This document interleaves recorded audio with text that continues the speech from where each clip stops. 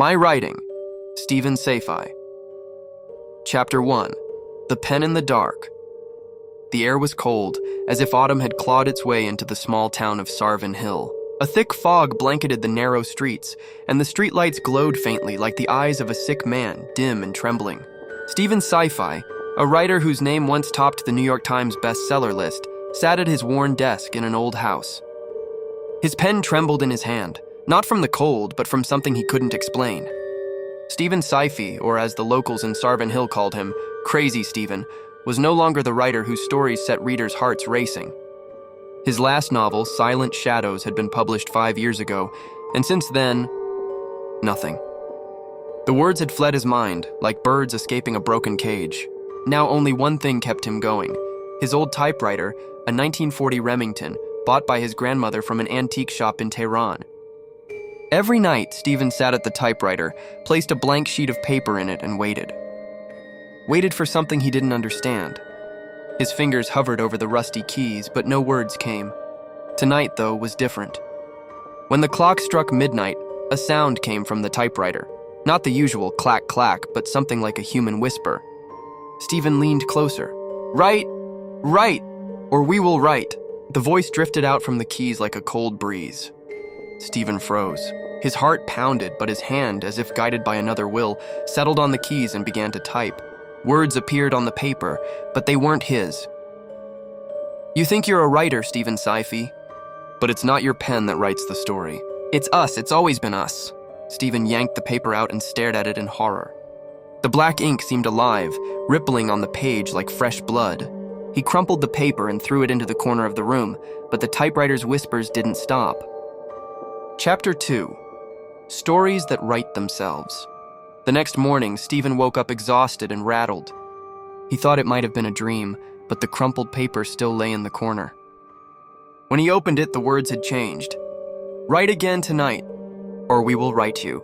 Stephen decided to destroy the typewriter. He carried it to the basement where dusty boxes and cobwebs waited.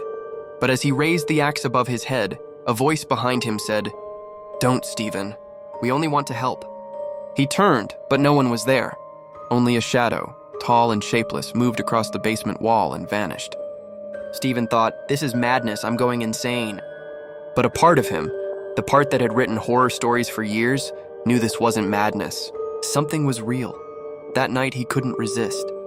He sat at the typewriter again. This time the words came faster. A story about a small town, like Sarvin Hill, where one resident disappeared every night. The story was terrifying but gripping. Stephen couldn't stop reading, even when he realized the main character, a man named Sasan Saifi, was him. Chapter 3. The cost of writing days passed, and the story continued every night. Stephen no longer wrote. The typewriter did. The story grew darker. Sasan Saifi, in the tale, encountered shadow-like creatures that fed on words.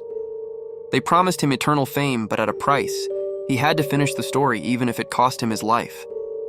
Stephen Safai was now trapped in both the real world and his own story. Every night he wrote, something of himself faded. It was as if his soul had merged with the typewriter's ink. The people of Sarvin Hill began to disappear, just like in the story.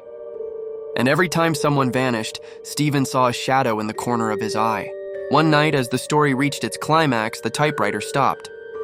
Stephen looked at the paper in terror.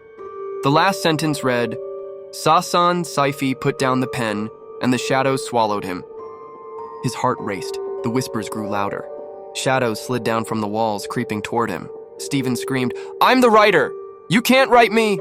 But the shadows only laughed. The next morning, Stephen Saifai's house was empty. The typewriter sat on the desk, with a single sheet of paper bearing one sentence. "The story never ends." A few months later, Stephen Safai's new book, My Writing, appeared in bookstores. It became the best-selling book of the year, but no one knew where the author was. And everyone who read the book heard strange whispers from the corners of their rooms at night.